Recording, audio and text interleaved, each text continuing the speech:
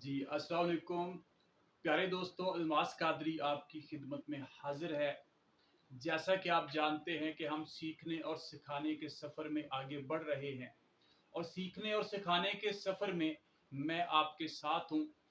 हमारा आज का लेक्चर होगा फ्यूचर इंडेफिनिट टेंस के बारे में। दोस्तों, फ्यूचर इंडेफिनिट टेंस ऐसा टेंस है कि अगर हम किसी काम का इरादा करें, किसी काम की विश करें, काम की ख्वाहिश करें, प्लानिंग करें, तो वो टेंस फ्यूचर इंडेफिनिट टेंस होगा। मिसाल के तौर पर, मैं कल अपना काम करूँगा, तुम कल लाहौर जाओगे, हम सुबह वर्जिश करेंगे। तो करेंगे, जाओगे, करूँगा, इस तरह के जो अल्फाज हैं ये हमारी विश को ज़ाहिर करते हैं, हमारे इरादे को ज़ाहिर करते हैं, हमारी प्लानिंग को ज़ाहिर करते हैं। तो ग्रामर कहती है कि इस तरह से अगर बात की जाए तो फिक्रा फ्यूचर इंडेफिनिट टेंस में शामिल होगा। मिसाल के तौर पर, मैं कल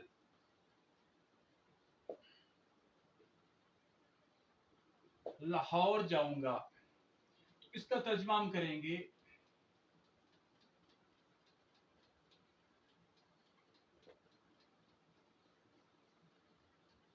आई शैल गो टू लाहौर टुमारो। तो दोस्तों, सबसे पहले हमने देखना है कि सब्जेक्ट को ट्रांसलेट हम करेंगे।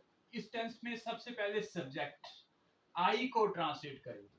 सब्जेक्ट के बाद इस टेंस में हेल्पिंग वर्ब विल और शैल का इस्तेमाल होता है। उसके बाद मेन वर्ब जो है उसकी फर्स्ट फॉर्म हम इस्तेमाल करेंगे और आखिर पे ऑब्जेक्ट का इस्तेमाल हम करेंगे अगर हो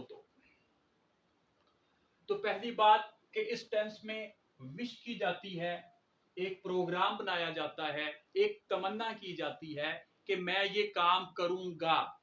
तो गा आ रहा है, तो इसलिए उर्दू में ये तमाम फिक्रे इस किस्म के फ्यूचर डेफिनेट टेंस में शामिल होंगे।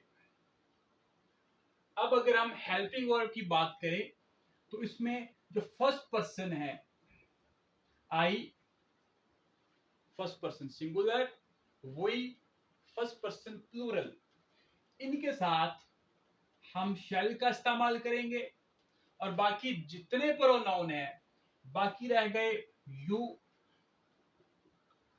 दे, ही, शी, इट, तो इनके साथ हम विल का इस्तेमाल करेंगे। मिसाल के तौर पर, मैं कल लाहौर जाऊंगा, आप देख रहे हैं कि हमने आई के साथ शैल का इस्तेमाल किया। अगर आ जाए वो किताब पढ़ेगा, he will first form read object the book.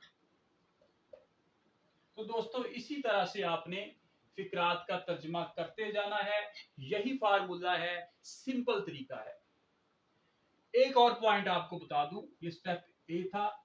Step B में हम एम्फेसिस की तरफ हम आएंगे।